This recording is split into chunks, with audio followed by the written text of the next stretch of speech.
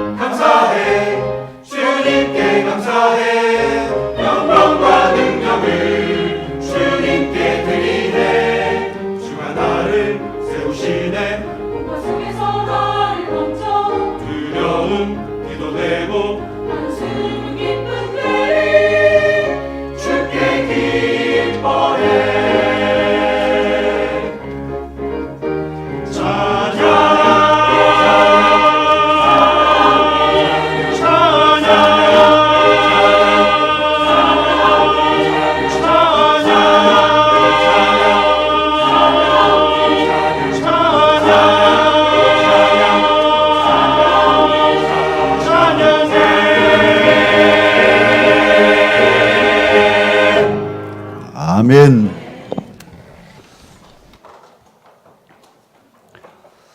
에레미야는 눈물의 선지자라 그렇게 부릅니다. 왜냐하면 그의 시대가 어려운 시대였기 때문입니다. 특별히 국제 정치 상황이 신흥 제국 바벨론이 일어나면서 아수르와 대결하고, 그리고 남쪽으로는 애굽이 또 도사리고 있고, 그 사이에 끼어 있는 유다는 매우 척박한 정치 환경 속에 있었습니다. 그런데 국내적으로는 지도층들이 판단을 잘못해서 하나님의 말씀대로 행하지 않고 애굽을 친애굽 정책을 쓰므로 바벨론의 공격을 받습니다. 결국 바벨론은 아수르를 정복하고 또 남쪽으로 남하하면서 유다를 정복하고 예루살렘을 정복합니다. 그런 와중에 예언의 말씀을 전한 선지자가 예레미야죠. 사실 영적으로도 그 시대가 나라가 망해가는 그런 시대여서 더욱 거짓 선지자들이 판을 치고, 또 하나님께서는 어려운 시대에 하나님의 사람들을 택해서 하박국이나 스바냐나 또 예레미야나 이런 선지자들을 택해서 하나님의 백성들을 바로 세우려고 하십니다.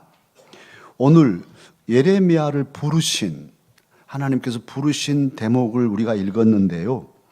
하나님께서는 하나님의 사람 예레미야를 어떻게 부르시는가를 우리에게 알려주십니다.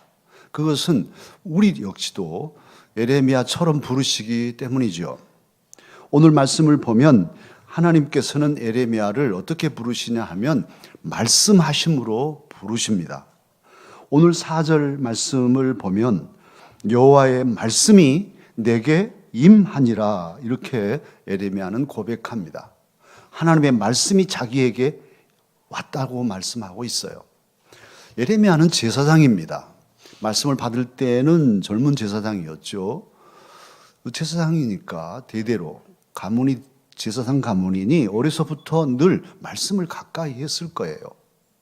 그런데 그렇게 가까이 익숙한 말씀이었는데 어느 날 새롭게 하나님의 말씀이 그에게 임하였습니다. 하나님께서는 저와 여러분에게도 오시는데요. 오실 때 뭘로 오시냐? 말씀으로 오십니다. 말씀으로 우리에게 오시면서 사실 그 오심이 저와 여러분을 부르시는 부름이지요.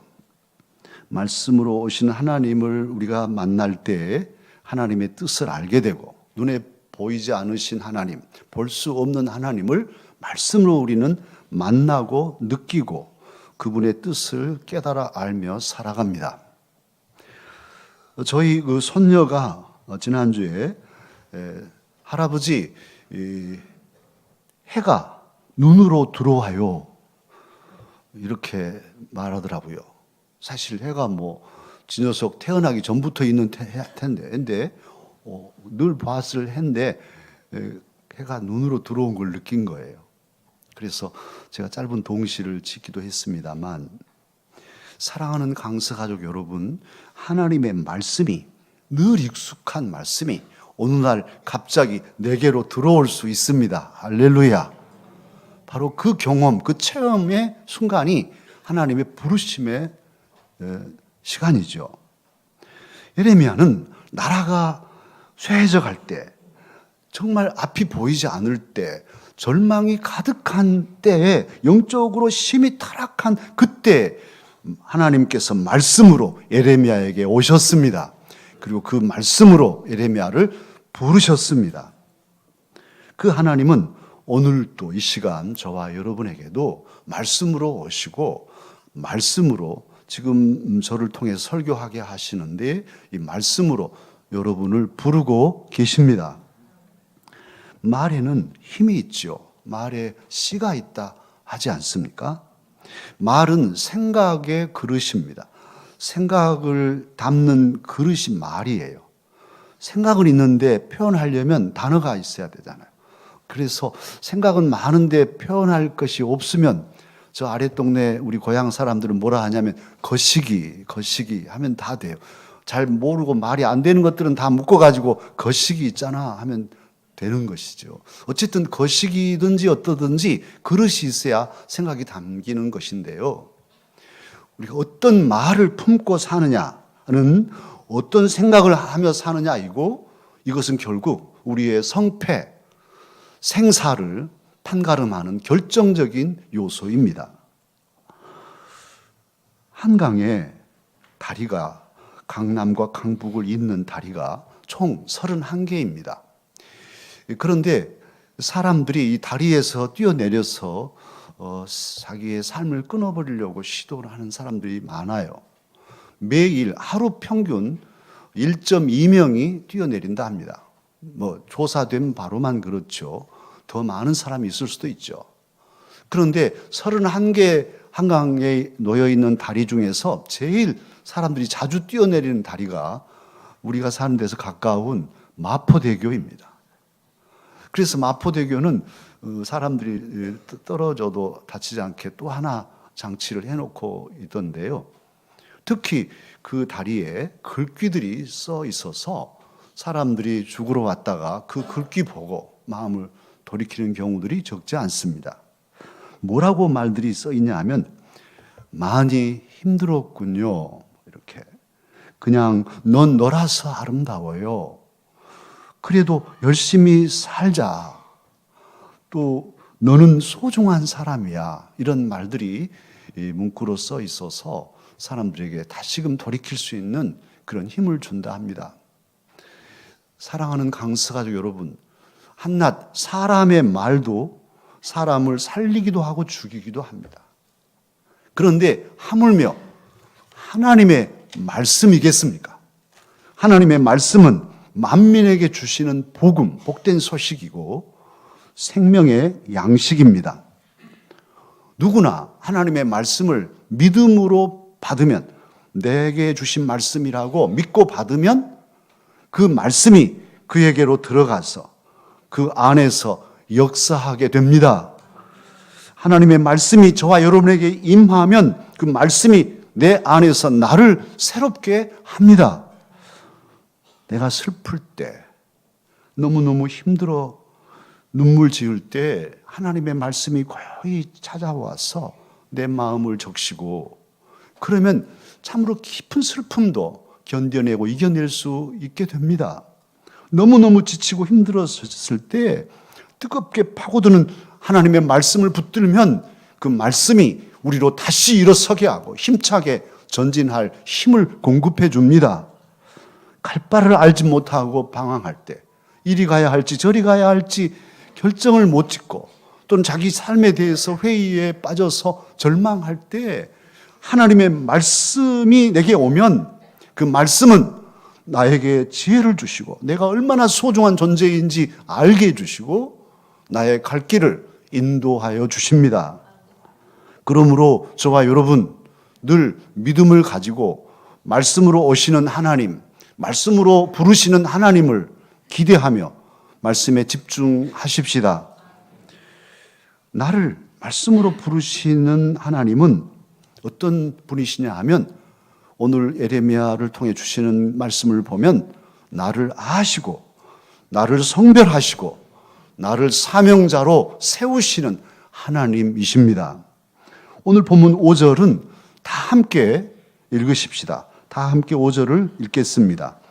내가 너를 모태에 짓기 전에 너를 알았고 네가 배에서 나오기 전에 너를 성별하였고 너를 여러 나라의 선지자로 세웠노라 하시기로.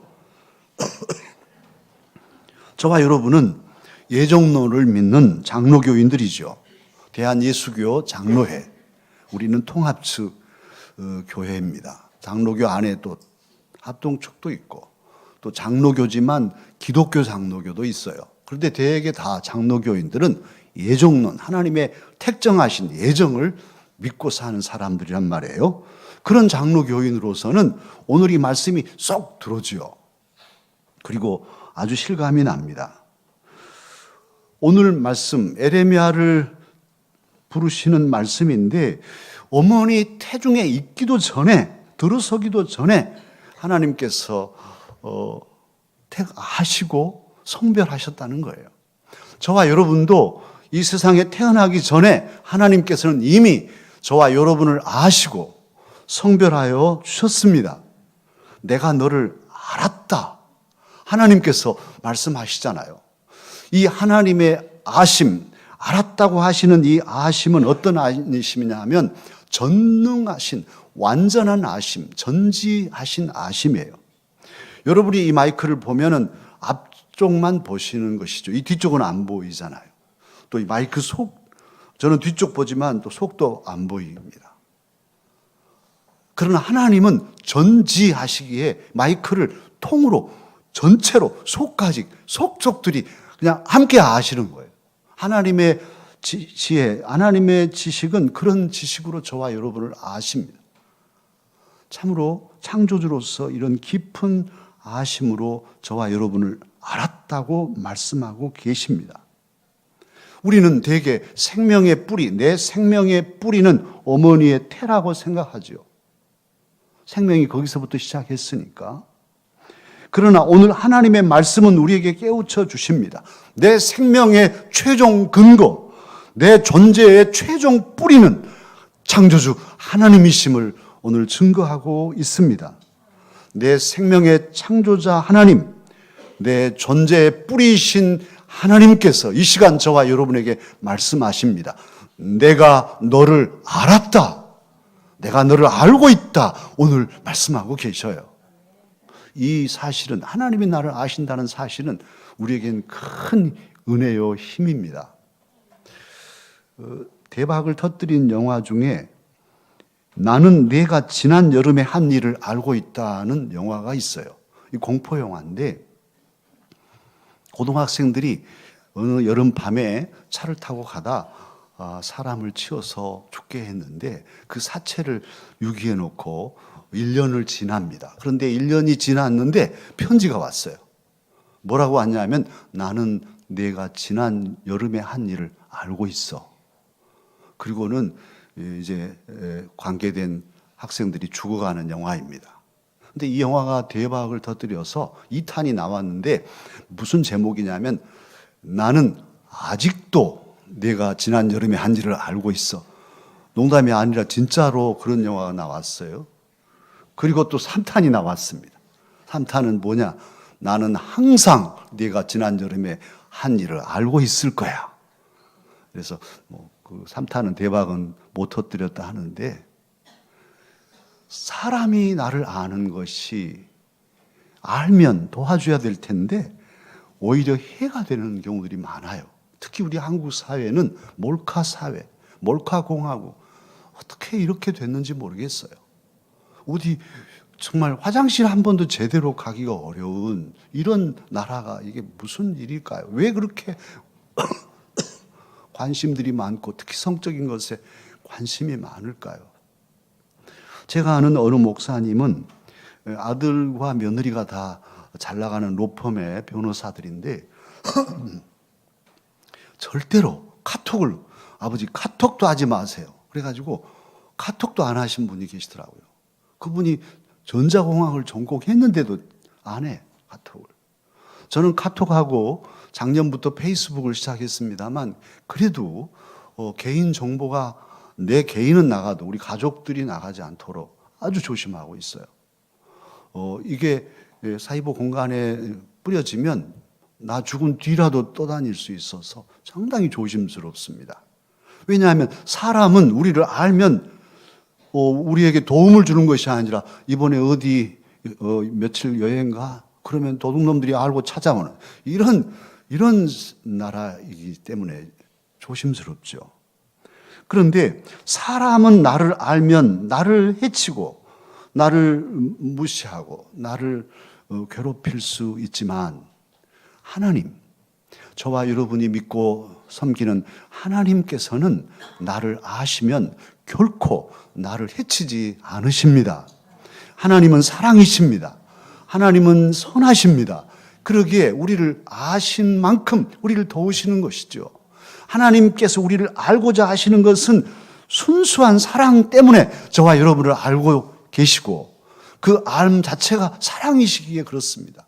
사실 바른 사랑은 상대방을 알고 싶잖아요. 연애하는 분들 정말 서로를 알려고 뭘 좋아할까 궁리하고 알아보고 사랑이 지향하는 바른 정신은 상대방을 알려고 하는 것이죠. 하나님께서도 저와 여러분을 사랑하시기에 나는 너희를 안다, 알았다, 너희를 짓기 전부터 알았다. 놀라운 말씀이에요. 하나님께서는 저와 여러분의 연약함을 아시지요.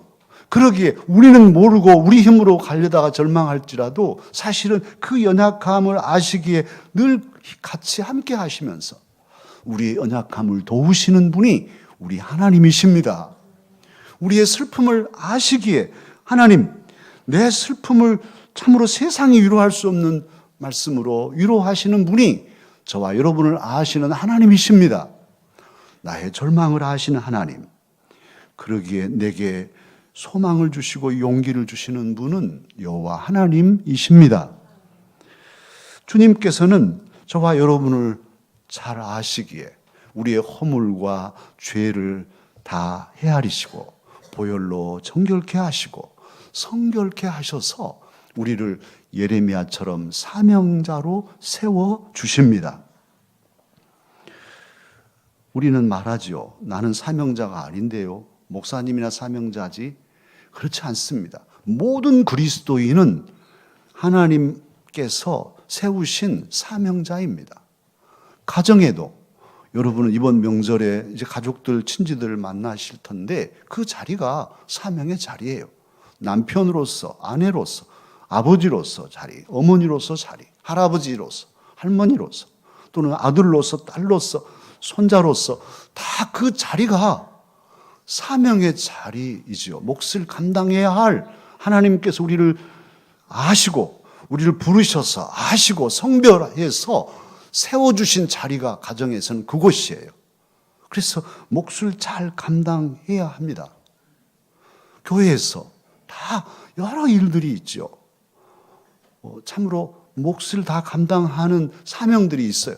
사명에는 시간이 있죠. 사명의 시간, 사명의 자리가 있고 주시는 사명이 있어요. 내게 주신 사명의 자리를 소중히 여기고 내게 주신 사명의 시간들을 금쪽같이 여기고 그리고 내게 맡겨주신 사명을 감사함으로 감당할 때에 하나님께 영광이요 우리에게도 복이 될 것입니다. 이 사실을 믿고 알면 우리는 사명적 존재로 사명의 삶을 살게 되죠. 참으로 나를 하나님께서 이곳에 세우셨다는 사명감이 있으면 내가 하는 모든 일이 보람이 있고 가치가 있어요. 왜냐하면 뭘 하든지 구두수선을 하더라도 이게 참으로 만인 제사장설에 입각한 말씀입니다만 구두를 수선해도 하나님께서 내게 맡겨주신 사명이라고 생각하고 예배하듯이 구두를 수선하면 그것이 가치 있는 일이에요. 하나님께 영광이고. 그런데 이 사실을 모르면 똑같은 현실에서도 영적인 은혜와 사명의 자리로 세워주신 것을 모르면 지옥이죠. 지옥. 내가 이 집안에 종살이 하러 시집 왔나? 이번 명절에 그럴 수도 있죠. 모든 거 하나하나가 사명이 아니니까 괴롭죠. 직장에 가서 일해도 내가 일 안 하면 밥 못 먹나 하고 괴로워할 수 있을 거예요. 단지 저녁에 몇 시간 편의점 알바를 하더라도 그래 아직은 주님께서 웬일인지 모르지만 나의 앞길이 잘 열리지 않고 이 아르바이트 자리 여기 이게 나의 지금 일인데 그래 내가 이까진 일을 해야 되나가 아니라 하나님의 뜻이 있으리라 이게 내 사명의 자리라 하고 성실하게 사명을 감당한다면 가치 있는 일이고 그 안에서도 기쁨으로 감당할 수 있을 것이지요. 천국과 지옥이 내게 있습니다. 하나님께서는 오늘 예레미야의 말씀을 통해서 우리를 사명적 존재로 그냥 가치 없이 아무렇게나 생각하고 사는 사람들이 아니라 뭘 하든지 어디에 있든지 사명의 의식을 가지고 가치 있는 삶을 살기를 원하고 계십니다. 나를 아신 하나님께서 나를 성별하시고 나를 나의 사명의 자리에 세우셨다는 사실을 기억하십시다. 하나님께서는 그렇게 저와 여러분을 부르셔서 말씀으로 부르셔서 아시고 구별하여서 사명의 자리에 세우시는데요. 그러면 어떻게 사명을 감당하라 하실까요? 사명의 자리에 세웠으니 이제 너 알아서 해라. 네 일은 네가 알아서 해라. 난 몰라. 이번에도 시댁에 가서 대판 싸우고 오든지 말든지 하여튼 너 알아서 해라. 이렇게 하시는 분이 아니십니다. 우리를 사명의 자리에 맡기실 때, 세우실 때에는 분명히 감당할 수 있는 힘을 주십니다. 오늘 예레미야를 부르실 때 예레미야도 말씀하죠. 나는 슬픕니다. 나는 어린 아이인데요. 나는 말도 잘 못해요. 하고 6절에서 얘기하죠. 그리할 때 하나님 8절에서 말씀을 주시는데요. 이 8절 말씀은 저와 여러분에게도 주시는 말씀으로 믿고 함께 읽으십시다. 다 함께 8절 말씀을 읽습니다. 너는 그들 때문에 두려워하지 말라. 내가 너와 함께하여 너를 구원하리라. 나 여호와의 말이니라 하시고, 오늘 말씀 너는 그들 때문에 이제 가서 왕 앞에도 서야 되고 잘 나가는 사람들 앞에서도 회개하라고 외쳐야 될 텐데 사람이 두려운 것이죠. 그러니까 오늘 말씀 첫들머리의 말씀이 뭐냐 하면 너는 사람을 두려워하지 마라. 그들 때문에 두려워하지 마라. 사람 너무 의식해서 쫄아들지 마라는 말씀이죠. 그리고도 다음 내가 너와 함께 하겠다. 할렐루야. 그리고 너를 구원해 주겠다. 약속하고 계십니다. 그러니 사람이 천만 사람이 있고 아무리 권력이 높은 사람이 있을지라도 두려워하지 마라. 내가 너와 함께하마. 내가 너를 구원해 주마. 오늘 예레미야에게 하신 말씀이 명절을 앞에 놓고 있는 우리 강서 가족들에게, 저와 여러분에게 주시는 하나님의 약속임을 기억하십시다. 그리고는 9절에 무슨 말씀을 하시냐면 하나님의 손으로 예레미야의 입에 대시고 내 말을 내 입에 두었다 하십니다. 이 시간 하나님께서는 저와 여러분에게도 우리가 보이지는 않지만 손을 대셔서 우리의 입술을 정결케 하시고 우리의 입 안에 하나님의 말씀을 두십니다. 하나님의 말씀은 사람을 살리는 말씀이죠. 그래서 복음이라고 하지 않습니까? 하나님의 말씀이 두렵고 또 저주되는 말씀도 있지만 그것마저도 어떤 말씀이냐? 깨우치게 하시려고, 그래서 돌아오게 하시려고 하시는 사랑의 말씀이요, 생명의 말씀입니다. 모든 하나님의 말씀은 생명이 담겨 있어요. 그 말씀을 우리 입에 두셨다고 하십니다. 사랑하는 강서 가족 여러분, 저와 여러분은 말씀으로 부름받은 하나님의 사람들, 우리를 아시고 우리를 가정에서, 교회에서, 세상에서 사명자로 세우신 하나님이심을 기억하십시다. 그리고 그 하나님께서는 우리와 함께 하시고 우리를 구원하실 것인데 바로 우리 입에 생명의 말씀, 복음을 주셨음을 잊지 마십시다. 그래서 이번 명절에 특히나 일가 친척들과 다 만나서 살아갈 때에 참으로 나의 사명자로서, 복음을 가진 자로서 혹 아직 믿지 않고 있는 우리 가족들에게 복음을 전하고 또 그 복음을 우리의 삶으로 살아서 사명을 완수함으로 참으로 모두가 행복한 그리고 가치 있는 그런 명절을 보내십시다. 주님께서 기뻐하시고 저와 여러분의 삶을 존귀케 하여 주실 것입니다. 기도하겠습니다.